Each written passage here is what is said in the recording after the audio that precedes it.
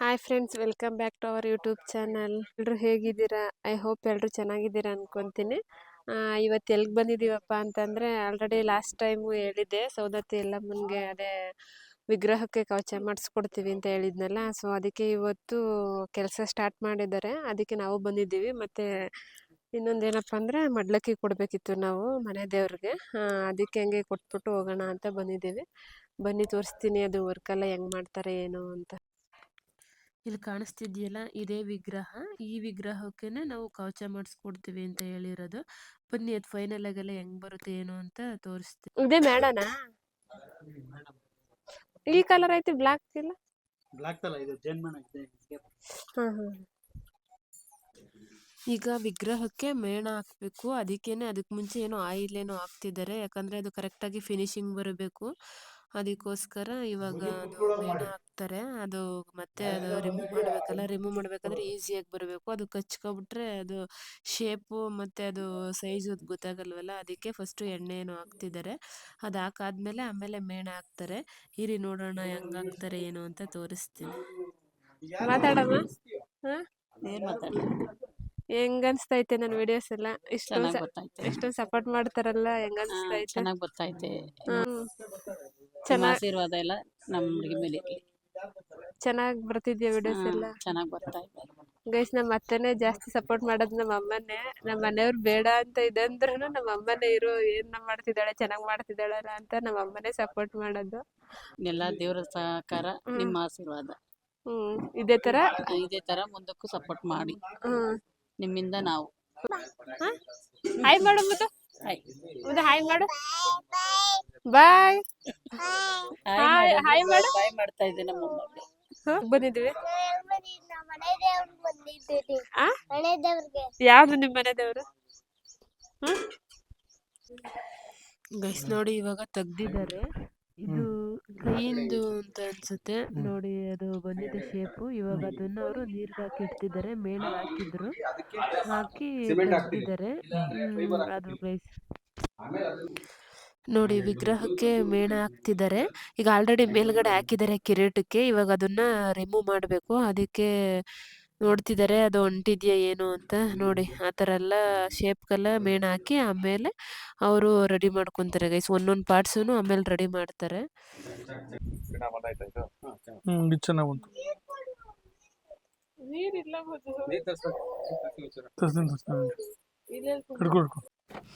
ಇವಾಗ ಅಲ್ಲಿ ಯಾವ್ದು ಚೆನ್ನಾಗಿ ಬಂದಿದೆಯೋ ಅದನ್ನೆಲ್ಲ ನೀರಿಗೆ ಹಾಕಿ ಇಟ್ಟಿದ್ದಾರೆ. ಯಾಕಂದರೆ ನೀರಲ್ಲಿ ಇರಬೇಕಂತೆ, ಇಲ್ಲಾಂದರೆ ಅದು ಒಡೆದೋಗ್ಬಿಟ್ರೆ ಮತ್ತೆ ಕಷ್ಟ. ಅದಕ್ಕೋಸ್ಕರ ನೀರಲ್ಲಿ ಹಾಕಿ ಇಟ್ಟಿದ್ದಾರೆ.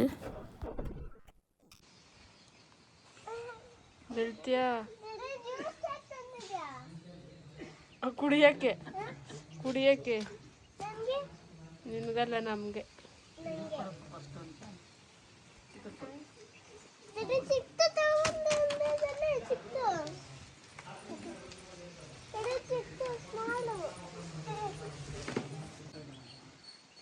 ಕುಡಿತಾರ.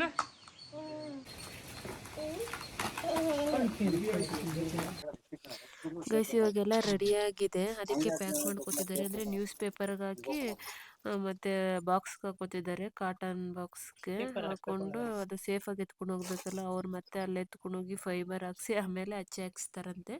ಅದಕ್ಕೆ ಅದು ಒಳಗಡೆ ಎಲ್ಲ ನ್ಯೂಸ್ ಪೇಪರ್ ಇಟ್ಟು ಶೇಪ್ ಹಾಳಾಗಬಾರ್ದು ಅಂತ ಇಟ್ಕೋತಿದ್ದಾರೆ. ನೆಕ್ಸ್ಟು ಈಗ ನಾವು ಮಡ್ಲಕ್ಕಿಗೆ ರೆಡಿ ಮಾಡ್ಕೋಬೇಕು. ದೇವ್ರಿಗೆ ಮಡ್ಲಕ್ಕಿ ಕೊಡ್ತೀವಿ ಅಂದ್ಕೊಂಡಿದ್ವಲ್ಲ, ಅದಕ್ಕೆ ಬನ್ನಿ ಒಳಗಡೆ. ಇದ್ರೊಳಗೆ ಇತ್ತಳೆ ಕಲಸಿ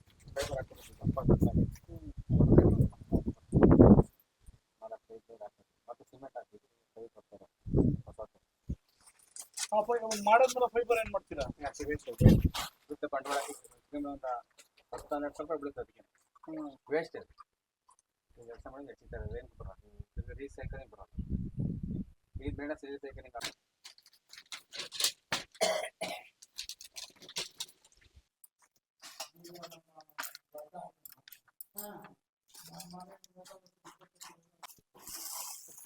ಇವಾಗ ಮಡ್ಲಕ್ಕಿ ಸಾಮಾನೆಲ್ಲ ಎತ್ತಿಡ್ತಿದ್ದೀನಿ. ಮತ್ತು ಇದು ಹಾರ ನೋಡ್ತಿದ್ದೀರಲ್ಲ, ಇದು ಎಲೆ ಹಾರ, ಬಟ್ ವಿಳ್ಯದೆಲೆ ಹಾರ. ಬಟ್ ಚೆನ್ನಾಗೈತೆ ಗೈಸ್. ಅದು ದೇವ್ರಿಗೆ ಹಾಕಿದ್ರೆ ತುಂಬ ಚೆನ್ನಾಗಿರುತ್ತೆ ಅಂತ ಅಂದ್ಬಿಟ್ಟು ನಾವು ಅಲ್ಲೇ ತಗೊಂಡು ಬಂದ್ವಿ.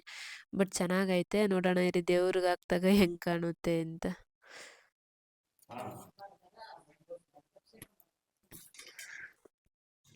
ನೋಡಿ ಫ್ರೆಂಡ್ಸ್ ಎಷ್ಟು ಚೆನ್ನಾಗಿ ಕಾಣಿಸ್ತಿದೆ ಅಲ್ವಾ ದೇವ್ರಿಗೆ. ನಾವು ಸಪ್ರೇಟ್ ಹಾರನೂ ಬೇರೆ ತಂದಿದ್ವಿ, ಅದ್ರ ಜೊತೆಗೆ ಎಲೆ ಹಾರನೂ ತಂದಿದ್ವಿ. ಮತ್ತು ಅಲ್ಲಿ ಉಡಿಸ್ತಿದ್ದಾರಲ್ಲ ಸೀರೆ ಗ್ರೀನ್ ಕಲರು, ಅದನ್ನೇ ತಂದಿರೋದು ನಾವು. ಅದಕ್ಕೆ ಸೀರೆ ಉಡಿಸ್ತಿದ್ದೀವಲ್ಲ ಚೆನ್ನಾಗಿ ಕಾಣಲಿ ಅಂತ ಅಂದ್ಬಿಟ್ಟು ಹಾರನೂ ಮತ್ತು ಅದು ಎಲೆ ಹಾರ ನಮ್ಮಮ್ಮ ತಗೋ ಚೆನ್ನಾಗಿರುತ್ತೆ ಅಂದರು. ಅದಕ್ಕೆ ಅಲ್ಲಿಂದನೇ ತಂದ್ವಿ, ಕನಕಪುರದಿಂದನೇ. ಬಟ್ ತುಂಬ ಚೆನ್ನಾಗಿ ಕಾಣಿಸ್ತಿದೆ, ನನಗಂತೂ ಸಖತ್ ಇಷ್ಟ ಆಯಿತು. ನಿಮ್ಗೇನು ಅನಿಸ್ತು ಕಮೆಂಟ್ ಮಾಡಿ.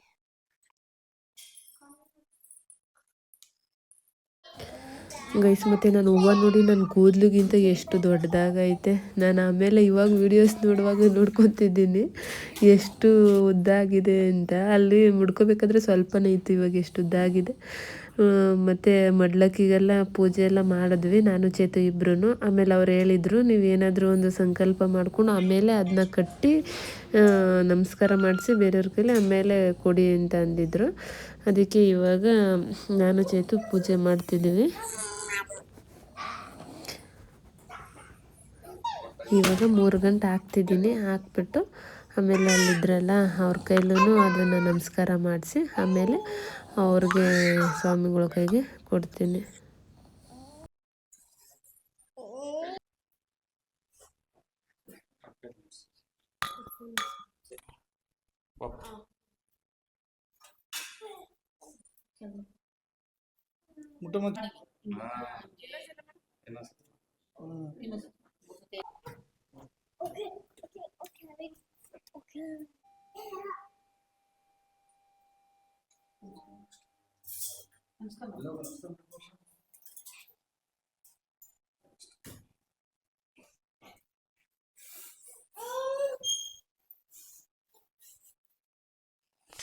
ಗೈಸ್ ಎಲ್ಲ ಆಯಿತು, ನಮ್ಮದು ಮಡ್ಲಕ್ಕಿ ಕಟ್ಟಿದ್ದೆಲ್ಲ ಆಯಿತು. ಅವ್ರದ್ದು ಅಷ್ಟೇ ದೇವ್ರದ್ದು ಕೆಲಸ ಎಲ್ಲ ಆಗಿತ್ತು, ಎಲ್ಲ ಪ್ಯಾಕ್ ಮಾಡಿದ್ರು.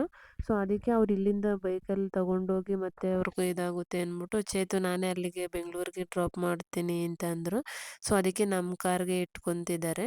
ಇವಾಗ ಅವ್ರನ್ನ ಡ್ರಾಪ್ ಮಾಡಿ ಆಮೇಲೆ ನಾವು ಹಂಗೆ ಮನೆಗೆ ಹೋಗಬೇಕು. ಇವಾಗ ಡೈರೆಕ್ಟಾಗಿ ನಾವು ಬೆಂಗಳೂರಿಗೆ ಹೋಗಬೇಕು. ನಮ್ಮ ಮನೆಗೆ ಹೋಗೋಣ ಅಂದ್ಕೊಂಡಿದ್ವಿ, ಬಟ್ ಅಲ್ಲಿಗೆಲ್ಲ ಹೋಗೋಕ್ಕಾಗಲ್ಲ. ಅದಕ್ಕೆ ಇವಾಗ ಡೈರೆಕ್ಟಾಗಿ ಬೆಂಗಳೂರಿಗೆ ಹೋಗಬೇಕು ಗೈಸ್. ಓಕೆ ಫ್ರೆಂಡ್ಸ್, ಈ ವ್ಲಾಗ್ ಇಷ್ಟ ಆಗಿದ್ದರೆ ದಯವಿಟ್ಟು ಲೈಕ್ ಮಾಡಿ, ಶೇರ್ ಮಾಡಿ, ಹಾಗೆ ಕಾಮೆಂಟ್ ಮಾಡಿ. ನೆಕ್ಸ್ಟ್ ವ್ಲಾಗಲ್ಲಿ ಸಿಗ್ತೀನಿ, ಓಕೆನಾ? ಯಾರಾದರೂ ಈ ಒಳಗಡಕ್ಲು ಸೌದತ್ತಿ ಎಲ್ಲಮ್ಮ ದೇವಸ್ಥಾನ ಗೊತ್ತಿರೋರು ಕಮೆಂಟ್ ಮಾಡಿ.